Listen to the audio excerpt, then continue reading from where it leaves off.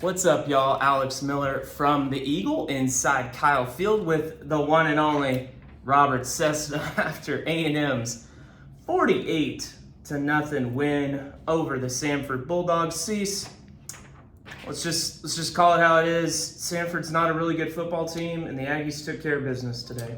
Yeah, I was kind of shocked at how vanilla Samford was. I mean, I never knew what they tried to do except just run in the middle and hand the ball over to the official after punting on 4 downs. And I don't know. I wondered if they waited for the check to clear, if they were just worried. I mean, seriously, I've never seen a team come in here and just do basically nothing. They had 77 total yards, 46 passing, 31 rushing. 29 of that came on the hook and ladder. That was their first down of the game. The second came on a penalty, and I don't even remember the third. The point is, Samford really struggled, but kudos to A&M because they emptied the bench out. I mean, they were putting guys out there that 3, 4, 5 deep, walk-on seniors, you name it, you got to play, and well, they made the most of their opportunity. Oh, without a doubt, the number one thing is, and I think Elko touched on this, everyone wonders, how many sacks was, how are going to get against this team because they throw the ball so much and they gave up so many sacks. No, they come in with a total different game plan, and Elko's smiling over there because he gets to play all these guys like he said he didn't play before, and they come in excited, and Samford did nothing against them as well. So pluses for A&M all the way across the board. Marcel Reed was pulled middle of the second quarter, 10 of 15 passing for 120 yards, 3 touchdowns. Look, he had some really good passes, and then the ones that he missed, though, they were some pretty tough misses, especially the one that was almost an interception that they overturned. Yeah, if you look at him close, 2 of those touchdowns were short throws. The third one, Bethel Roman just ran away from everybody. Anybody could have thrown it, but he really threw about 3 or 4 bad passes. But once again, it's Samford, just throw it out. And I kind of like the fact that Elko didn't keep him in the padded stats, all throw for 300 yards, throw for 6 touchdowns. Anybody could throw against 6 touchdowns against Grambling State and Samford. It doesn't matter. What mattered is the guys that got the playing time that normally don't get the playing time. That's what this game's for. Yeah, and look, the most important thing, Marcel Reed and every other starter stayed healthy. That was probably the biggest win of the day for the Aggies coming out of this one. Because look, moving forward, you're going to be playing a ranked Texas team. If you win that or lose, you're going to be either playing in the SEC championship game or a first-round playoff game, and from there, you're playing top 12, top 15 teams the rest of the season. There's one time it was either 14-0 or 21-0. Number 60 for Samford gets in there. He hits Reed as he's throwing the ball. And you hate to say what you did. The guy's 240, 50 pounds. You only have to get hit once the right way and you get hurt. That's why you take those guys out. And you can't talk about injuries because football is what was standing. It's a violent sport. There's going to be injuries. Anytime you go out there, you could have injuries. And so Elko's feeling real good right now because 0 injuries. Hey, tip of the cap to Amari Daniels, a guy that hadn't gotten a lot of playing time these last few weeks. You yourself even asked Mike Elko a week or 2 ago what was kind of going on there and his volume of reps. But 106 rushing yards on 9 carries, a touchdown, first of the season for him.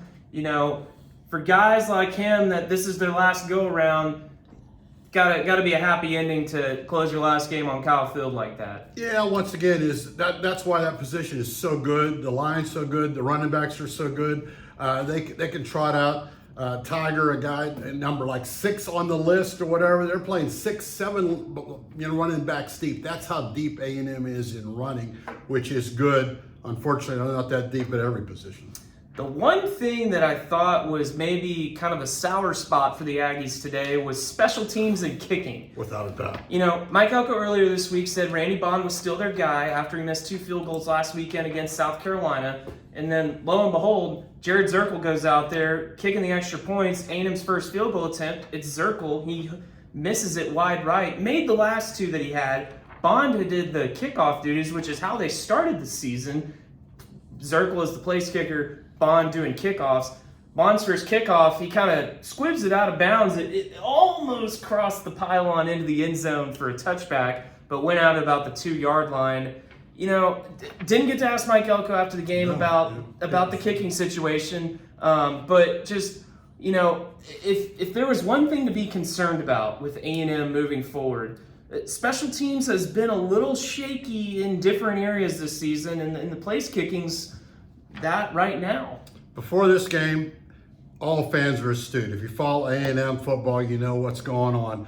Several have said to me, hey, Cessna, game on the line in the playoffs, SEC title game, if they're kicking a field goal from 35-yard line to win it, I'm not feeling good. And that's before confident. That's before today. So even less confident. And, it's just natural. And he's got 2 field goal kickers, and you think the competition should breed success, but it hasn't so far. They've missed like 7, 8 field goals now this year.